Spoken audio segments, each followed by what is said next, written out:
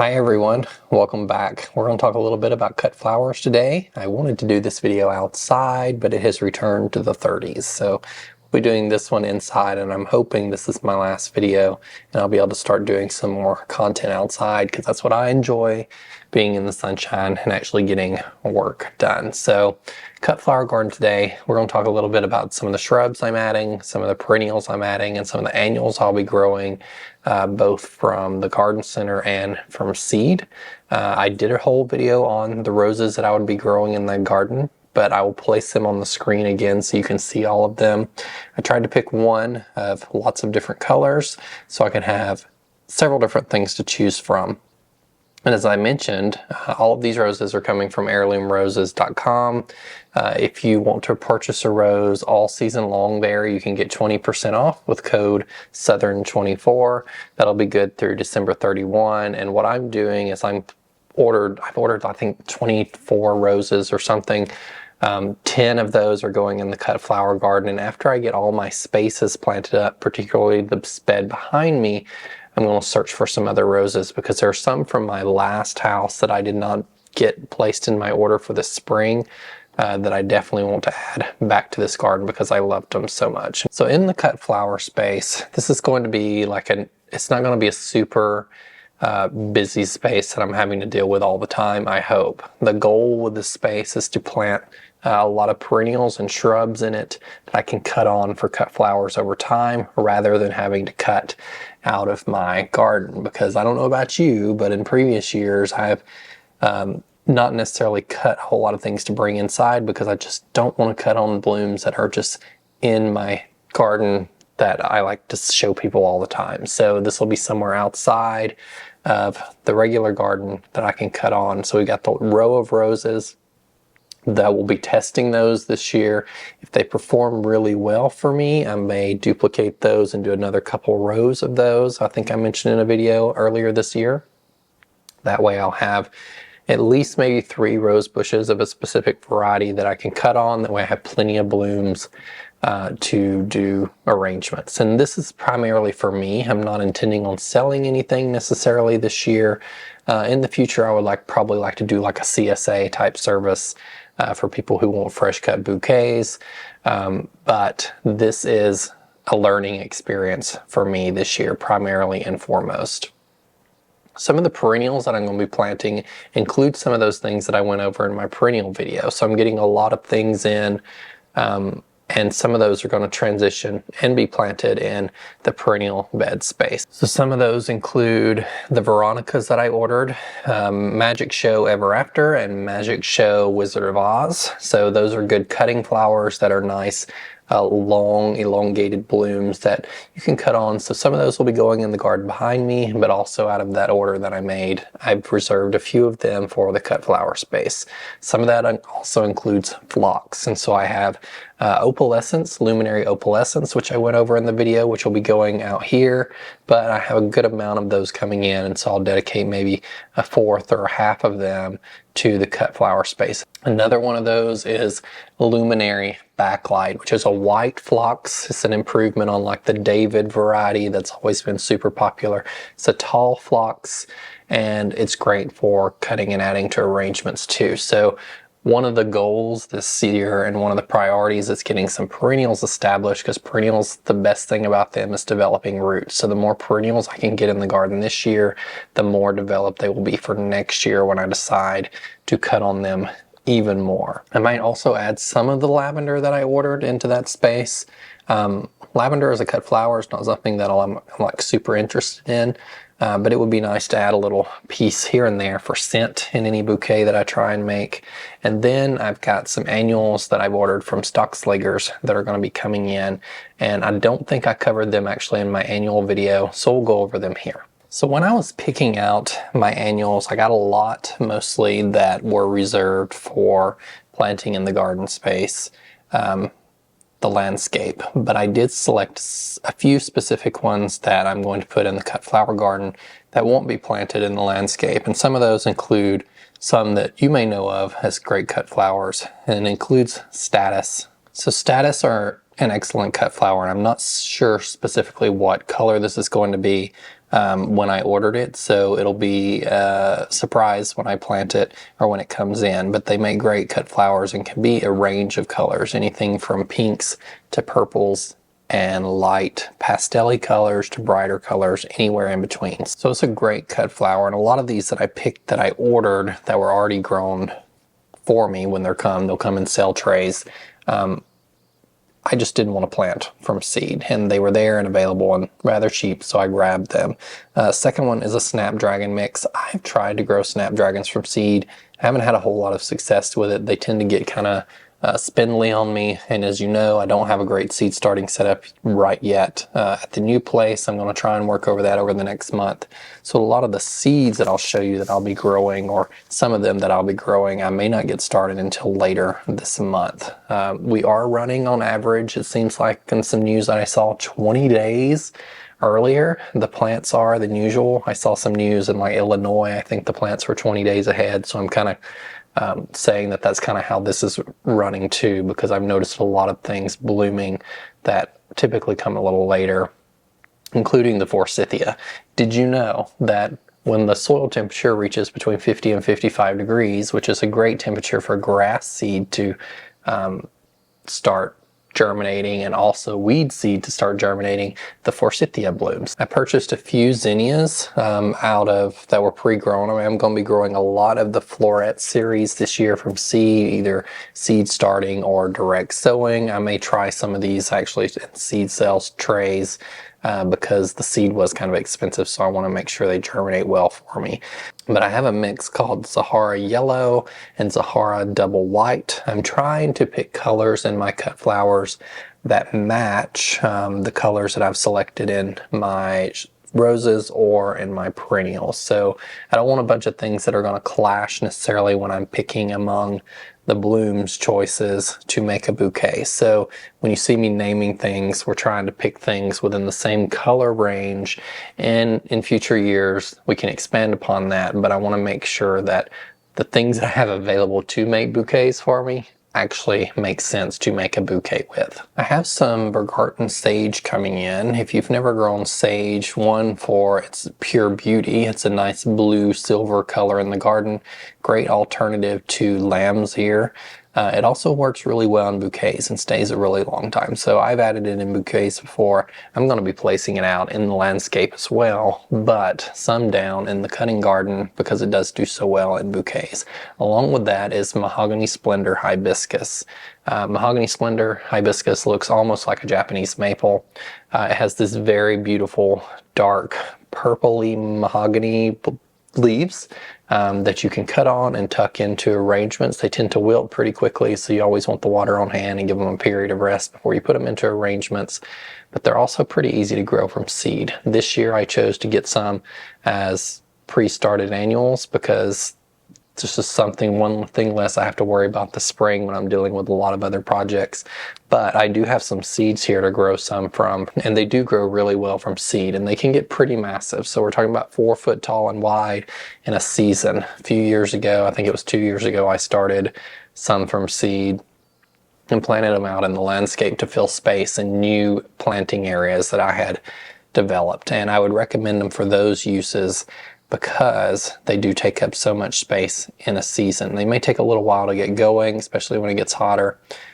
They are hibiscus, so if they need a little more water, but if you can give them that water, they will look really beautiful and a nice striking Japanese maple alternative as an annual in your garden.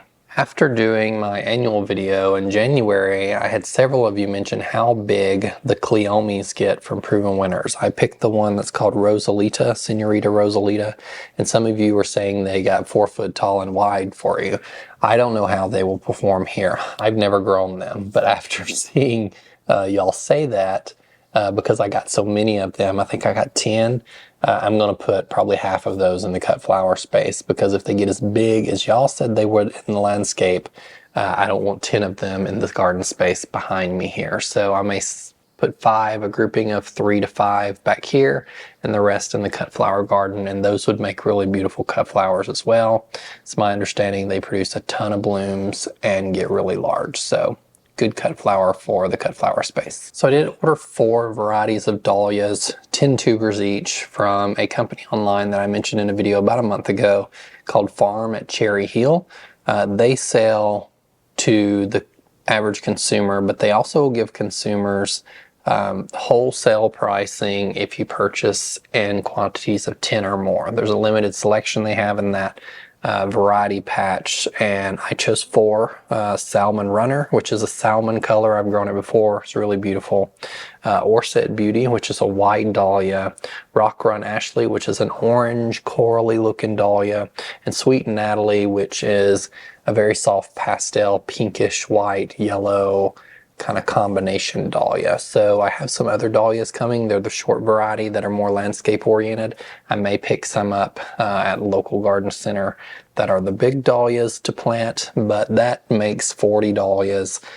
So that's a row, probably 30 foot long at least, of dahlias. So I kept it in that same color range I was talking about, so they would mix and match with other things I was growing really well. And I have grown a lot of dahlias in the past. Some were sometimes upwards of 20 different varieties, and I'm going to keep it down to lower number of varieties. I think I may have some 1 or 2 here or there for fun, try out in future years.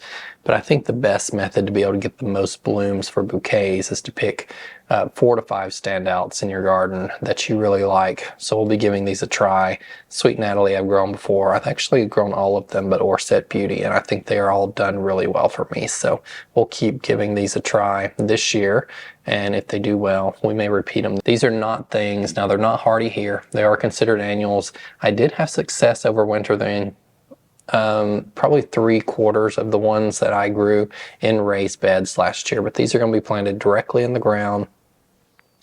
So we are not going to be pulling those up or anything. I'm not going to be digging them up at the end of the season. I may cover them with a tarp because we have wet winters here so they don't rot, and then we'll see if they come back next year. If they don't come back, so be it. I am not one that's going to dig those up every year and store them. It's really quite a pain to deal with. So in the ground, these are going to stay. I'll mulch them really heavily, tarp them, and we'll see if they come back next year. One perennial I forgot to mention is a mint that I'm going to be growing in the cut flower garden. Now I'm going to put this in a raised bed. You do not want to plant mint directly in the ground.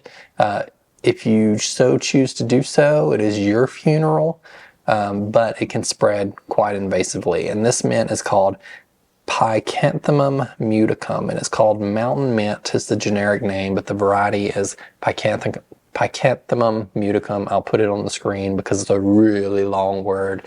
And this will be for cutting foliage. It's a really beautiful mint, and it doesn't look like a typical mint. It's got a kind of a silvery leaf on it. How I picked out a lot of these plants is I went on YouTube myself and looked at other growers who have grown cut flower seed, or cut flower perennials is one of them that I looked at. Ball had a great video, Ball Seed Company, on some perennials that are good for cutting, and so I wrote a bunch of them down. I've still got a lot of them on my list that I'm not growing this year, that I want to try out in future years from the videos that I watched. And some of those include Obedient Plant, 𝗩𝗑𝗧𝗏. I just need places to put these, and since I have a limited kind of growing space, although it is over 2,000 square foot this year, I want to make sure I don't get too far ahead of myself, and I have enough space for the things I've already ordered and the things I have that I'm going to be growing already from seed. A lot of the cut flower seeds that I ordered earlier in the year are from Johnny's. I reached out to one of my friends from YouTube called North Lawn Flower Farm. She grows a lot of cut flowers, and she actually puts them at the end of her driveway to sell in little bouquets, which is quite darling. And she has a really great YouTube channel on growing all sorts of things, including cut flowers. If you're into that, you should check her out. And so she recommended she grows a lot of Johnny's seeds. Johnny's seeds aren't necessarily cheap, but you do get a pretty good amount of seeds for the price. Now here's the thing about seed buying. I, maybe like yourself, end up getting probably more than I'm going to grow in the year. So I've got quite a number of seed packets here. I don't intend to grow all of these immediately this spring. I will probably start the ones I'm most interested in growing immediately, get a lot of my other projects done, and then start some other things later in the season so that I'm not completely overwhelmed seed starting this spring. I want to make this a fun adventure, and I don't want to make it too stressful for me. If I get too much going, I know based on prior experience, because I have so much to do in the spring usually, that the seeds are a last priority, and I don't want to spend the time planting a bunch of stuff from seed and then it just languishing and doing bad before I can get it into the ground. So I'll mention some of the seeds that I'm going to be starting this coming year. I may not start all of them, but a lot of these from Johnny's are fillers specifically. I already have a lot. I'm going to be relying a lot on zinnias, dahlias, and roses, and some of the perennials I mentioned to fill bouquets. Some of those include Dara, which is in the carrot family, that creates a really nice long stem and has a really, I don't know if you've ever seen carrot bloom, but they have really beautiful white disc-shaped flowers. This Dara specifically, it cannot necessarily be white, it can also be kind of a purpley color, but a great filler or bloom for your arrangements. I'm also growing one called Copper Plum Atroplex, which I've never heard this one before. I started looking at Johnny's website, but it has really interesting long blooms and foliage. I will show pictures on the screen of all of these just so if you see any you're interested in, you could check them out. Another one called Green Gold Blue Plurum, which is a beautiful foliage plant, but also has tiny yellow leaves. Loving a Miss Nigella. Now this is one that's I find really interesting in arrangements, but it's not one I'm going to set out to grow super early this spring. They are an interesting flower, but it's not one that I am super focused on growing immediately. And so I don't want to waste the time starting these from seed early and then them languishing. I want to start something that's a little more substantial. Another one's called Armado Basil, or Armado Basil. Beautiful purplish basil. Basils are excellent for cut flower gardens. They produce a ton of foliage for you and they smell really good. So if you're wanting to add some scent, cinnamon basil is also a really good one. I don't have any seeds for that one, so I'm not growing it this year. I'm not growing it yet. I personally really love lemon basil. I've grown it in the garden before just to add to dishes, and it's really smells just like a lemon. So if you haven't tried that one just for cooking with, I would definitely recommend it, but you could also add it to bouquets to add a nice lemony smell to your bouquets. White Finch Orlaya has white disc-shaped flowers that are really incredible in mixed arrangements. So this would look really good with roses in particular. Persian Cress is a really good filler that has tiny white blooms on it as well. And then one of the last ones I picked up was just a bouquet deal. Deal has really beautiful blooms as well. Now, don't make the mistake if you're starting a cut flower garden of planting deal next to any of the doors in your home. Deal attracts, where we're at anyway, flies like crazy, the blooms do. And so the flies are trying, I don't know what specifically they're attracted to, but if you plant it near your home, you're going to have a onslaught of flies trying to get in your door. So that's one to watch out there as you're planting around your garden spaces. Now what I'm really excited about this year are the zinnias I'm going to be growing. So I went all out on some of the Floret originals that were grown, and these are really interesting because Floret spent a really long number of years breeding. So these are not hybrids. These will come back year after year in a very similar color. Not necessarily the same, and these haven't necessarily been completely stabilized, so there'll be some variation among the seeds. But what has been shown in Floret's on her website are some really beautiful zinnia colors that you can't find anywhere else. So these zinnias and Celosias that I've selected are right in the color palette that I always enjoy. And so those pinks, oranges, corals, yellows, and the whole collection of these kind of represents that. She does have some of Celosias, and some of the Zinnias are a little on the brighter side, so I did not choose those. I wanted something that represented those soft colors that I'm already adding to the cut flower space.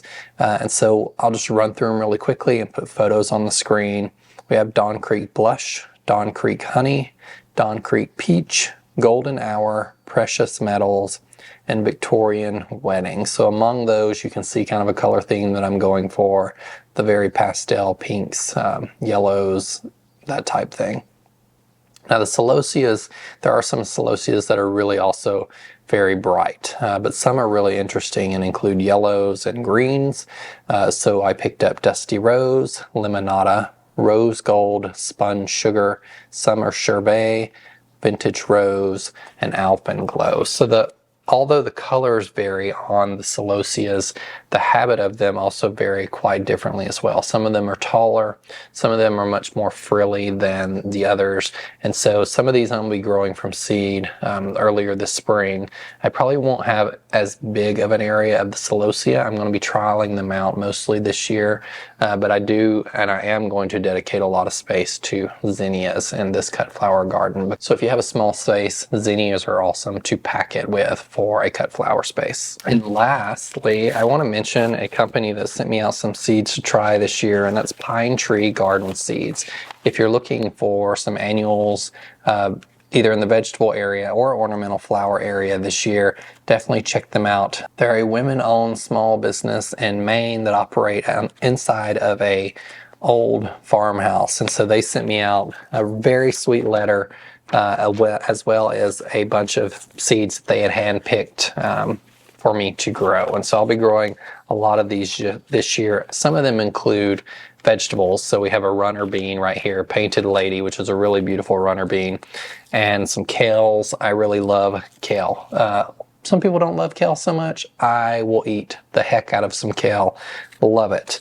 But in here as well is the Mahogany Splendor Hibiscus that I was mentioning that grows really well from seeds. So definitely check those out. There's also some borage, which is a great bee-friendly, pollinator-friendly. Emerald Tower Basils, which would be really good.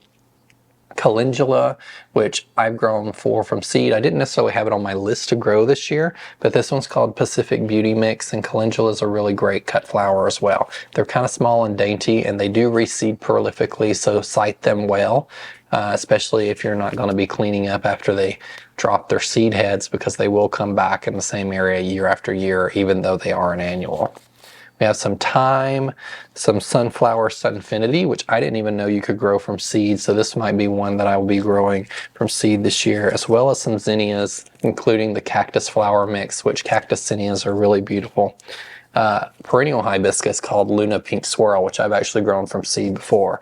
So they offer a ton of different options of cut flower seeds, including vegetables and annuals, and some of these will be perennial in your garden as well. So check them out at superseeds.com and show them some love, as I'll be growing some of those things in my garden this year. Thank you guys for joining me for this video. Hopefully we'll be outside for the next one, and remember, be a light. Take care. Bye.